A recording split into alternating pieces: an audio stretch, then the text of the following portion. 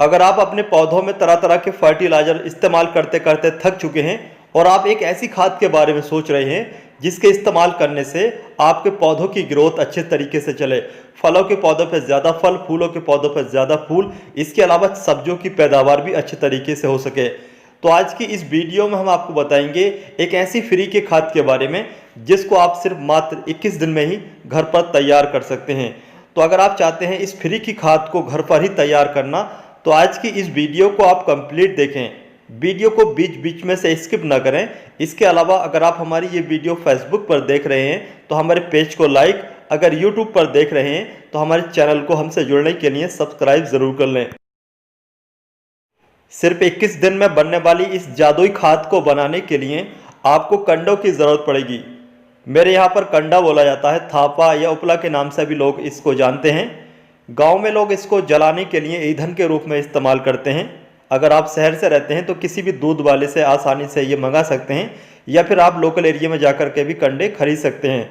3 से 4 रुपये में, या फिर कहीं कहीं 5 रुपये का कंडा आपको आसानी से मिल जाएगा। इसके द्वारा जो खाद बनेगी वो बहुत ही ज़्यादा स्ट्रांग होगी।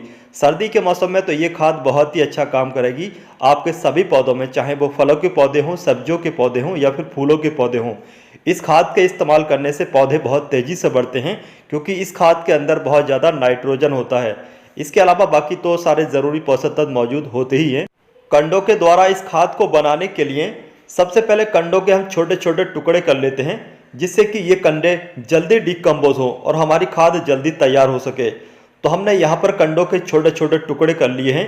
इसके अलावा जो भी आपको कंडे इस्तेमाल करने हैं वो ज़्यादा नए इस्तेमाल नहीं करने हैं और ना ही ज़्यादा पुराने इस्तेमाल करने हैं।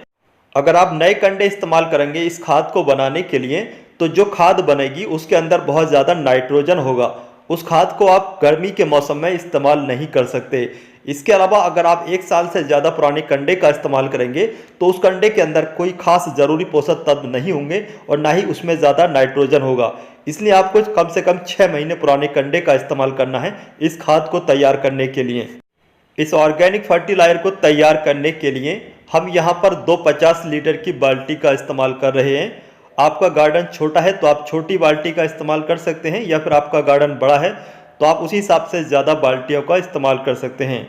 जो भी बाल्टी हम नीचे रखेंगे उस बाल्टी के बॉटम साइड में हम एक होल करेंगे, क्योंकि कंडे डालने के बाद जब हम पानी डालेंगे तो पानी डालने के बाद जो पानी है वो एक लिक्विड फर्टिलाइजर के तौर पर भी तैयार हो जाएगा। उस फर्टिलाइजर को भी हम अपने पौधों में इस्तेमाल कर सकते हैं। यहाँ पर हम एक होल कर लेंगे जिसमें हम एक टोंटी को फिट करेंगे। टोंटी फिट करने का फ़ायदा यह होगा कि हम जब चाहेंगे उस लिक्विड को निकाल सकते हैं। चलिए एक टोंटी इस बाल्टी के बॉटम साइड में फिट कर लेते हैं। इस तरह की प्लास्टिक की बाल्टी में टोंटी फिट करना कोई मुश्किल काम नहीं है, बल्कि बहुत ही आसान तरीके से होल करने के बाद टोंटी फिट कर सकते हैं। होल करने के लिए आपको कोई खास टूल की ज़रूरत नहीं है, बल्कि आपके पास जो भी कैंची है, कैंची की मदद से इस तरीके से आप होल कर लें और होल करने के बाद टोंटी फिट कर दें। तो हम यहाँ पर एक छोटा सा होल कर चुके हैं, और होल करने के बाद जो भी टोंटी आप इस्तेमाल कर रहे हैं, मतलब लगा रहे हैं, तो टोंटी के दोनों साइड में बाल का इस्तेमाल ज़रूर करें, जिससे कि लीकेज की समस्या से निजात मिल सके। अगर आप बाल का इस्तेमाल नहीं करेंगे तो लीकेज की समस्या रहेगी। तो हमने यहाँ पर टोंटी फिट कर ली है।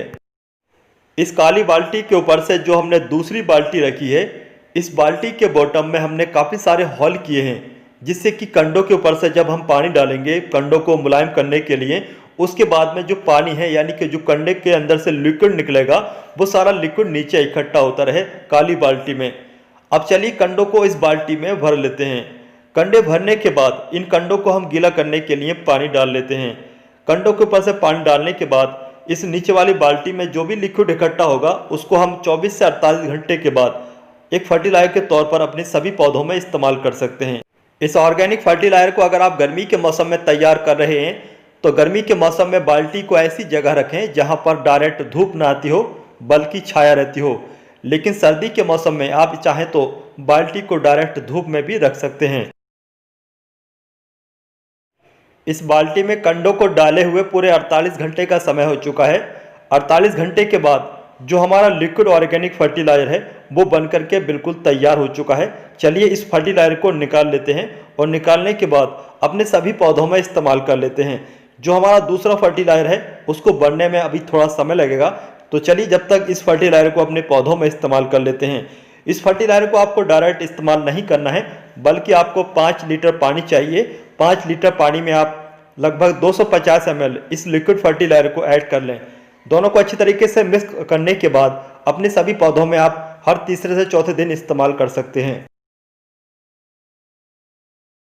इस बाल्टी से लिक्विड ऑर्गेनिक फर्टिलाइजर निकालने के 2 दिन के बाद का यह रिजल्ट है। कंडे नीचे बैठ चुके हैं, कंडे अच्छे तरीके से गल चुके हैं, मिक्स हो चुके हैं। इन कंडों को जल्दी खाद में तब्दील करने के लिए कौन सी चीज़ का इस्तेमाल करना होगा, तो हमें यहाँ पर गुड़ का इस्तेमाल करना होगा। इस मग में 1 लीटर पानी है। 1 लीटर पानी में 50 ग्राम गुड़ को अच्छे तरीके से घोल लेंगे। गुड़ का इस्तेमाल इसलिए करना चाहिए क्योंकि गुड़ के इस्तेमाल करने से कचरे के अंदर यानी कि कंडों के अंदर फ्रेंडली बैक्टीरिया पैदा हो जाएंगे। जब फ्रेंडली बैक्टीरिया ज़्यादा पैदा होंगे तो कचरा बहुत तेज़ी से डिकम्पोज होगा। इसके अलावा गुड़ के इस्तेमाल करने से हमारी खाद भी बहुत स्ट्रॉन्ग बनेगी। खाद के अंदर आयरन, पोटेशियम और दूसरे जरूरी पोषक तत्व बढ़ जाएंगे। इस पानी में गुड़ डालने के 2 घंटे के बाद का यह रिजल्ट है। इस पानी में अच्छी तरीके से गुड़ घुल चुका है। अब चलिए इसमें हम दही या मट्ठे का भी इस्तेमाल कर लेते हैं। दही या मट्ठे का इस्तेमाल इसलिए किया जाता है ताकि हमारे खाद के अंदर नाइट्रोजन का लेवल ज़्यादा हो, इसके अलावा पोटेशियम और फास्फोरस का भी लेवल ज़्यादा हो। आपके पास दही है तो दही का इस्तेमाल कर सकते हैं, अगर आपके पास मट्ठा है तो मट्ठे का भी इस्तेमाल कर सकते हैं। मट्ठा या दही के इस्तेमाल करने से फ्रेंडली बैक्टीरिया की भी तादाद ज़्यादा बढ़ जाती है, जिससे कचरा या फिर आपके कंडे और भी तेज़ी से डिकम्पोज होते हैं, खाद और भी तेज़ी से बन करके तैयार होती है।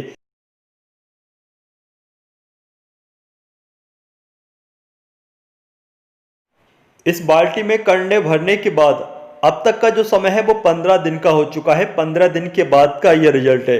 दही डालने के बाद जैसे कि यहाँ पर आप देख पा रहे हैं काफ़ी सारे फ्रेंडली कीड़े पैदा हो चुके हैं। यही फ्रेंडली कीड़े हमारी खाद को बहुत तेज़ी से तैयार कर रहे हैं।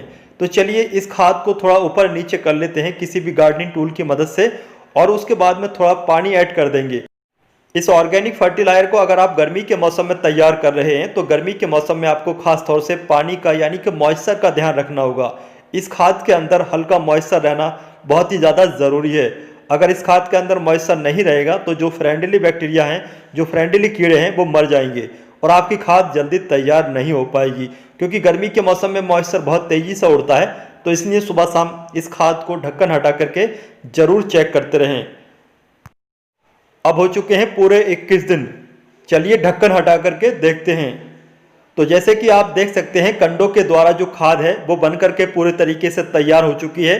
खाद का जो कलर है हल्का हल्का ब्लैक होने लगा है। इसका मतलब यह है कि ये खाद पूरी तरीके से तैयार हो चुकी है। इस खाद को हम अपने सभी पौधों में इस्तेमाल कर सकते हैं। तो चलिए सबसे पहले खाद को निकाल लेते हैं। वो खाद निकालने के बाद जो भी फलों के पौधे, सब्जियों के पौधे या फिर फूलों के पौधे हैं, सभी में इस्तेमाल कर लेते हैं। इस खाद को कैसे इस्तेमाल करना है, कब कब इस्तेमाल करना है, तो चलिए इसके बारे में भी जान लेते हैं। सिर्फ 21 दिन में तैयार हुई ये ऑर्गेनिक खाद कितनी ज़्यादा शक्तिशाली है, यहाँ पर आप इस कैंचुओं के देख करके भी समझ सकते हैं। यहाँ पर पता नहीं ये कहाँ से कैंचुआ इस खाद में पैदा हो चुका है और इस कैंचुए ने भी अपना काम किया होगा, यानी कि कंडों को खा करके इसने खाद बनाई होगी। तो चलिए इस कैंचुओं को हम फिर से इसी खाद में या फिर किसी दूसरे गमले में डाल देंगे। इस गमले में हमने टमाटर के पौधों को लगभग 7 दिन पहले ट्रांसप्लांट किया था। ट्रांसप्लांट करने के बाद अब तक बिल्कुल भी इन पौधों की ग्रोथ नहीं चली है, इन पौधों की बढ़वार बिल्कुल नहीं हुई है।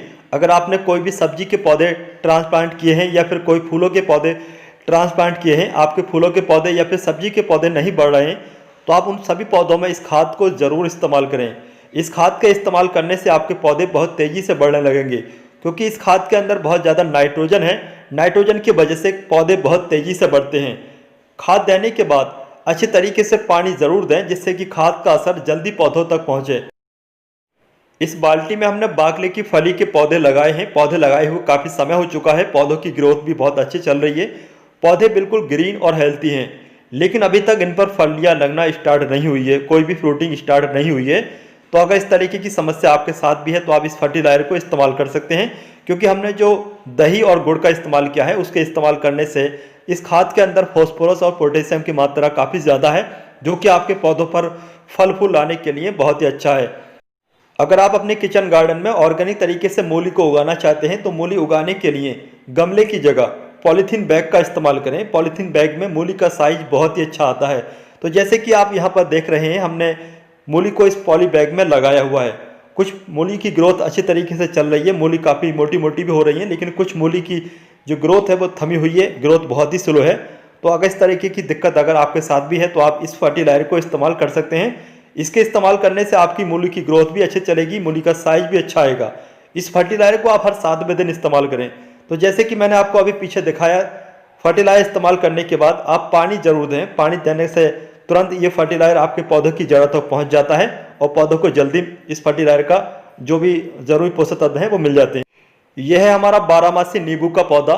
इस नींबू के पौधे पर पूरे साल नींबू आते रहते हैं। जब नींबू हार्वेस्ट करने लायक हो जाते हैं तो हम इनको टाइम टू टाइम हार्वेस्ट करते रहते हैं। लेकिन काफ़ी सारे नींबू हार्वेस्ट करने के बाद अभी भी, जैसे कि आप देख सकते हैं, काफ़ी सारे अभी भी फल लगे हुए हैं। नींबू के पौधे से ज़्यादा नींबू लेने के लिए दिसंबर का लास्ट और जनवरी का महीना सही टाइम होता है फर्टिलाइजर देने का। तो जैसे कि अभी जनवरी का महीना चल रहा है, तो जनवरी के महीने में आप नींबू के पौधे में ये फर्टिलाइजर इस्तेमाल कर सकते हैं। इस फर्टिलाइजर के इस्तेमाल करने से आपके नींबू के पौधे पर काफ़ी सारे फूल आएंगे। अगर आप सही तरीके से देखभाल करेंगे तो वो फूल धीरे धीरे फल में भी कन्वर्ट हो जाएंगे। तो दोस्तों, ये ऑर्गेनिक फर्टिलाइजर बनाने की वीडियो आपको कैसे लगी, इसके बारे में आप हमें कमेंट बॉक्स में कमेंट करके ज़रूर बताइए। अगर आपको आज की इस वीडियो की ये जानकारी पसंद आती है तो आप इस वीडियो को अपने दोस्तों या फिर रिश्तेदारों के साथ शेयर ज़रूर करें, जिससे कि इस वीडियो का फ़ायदा आपके दोस्तों या फिर रिश्तेदारों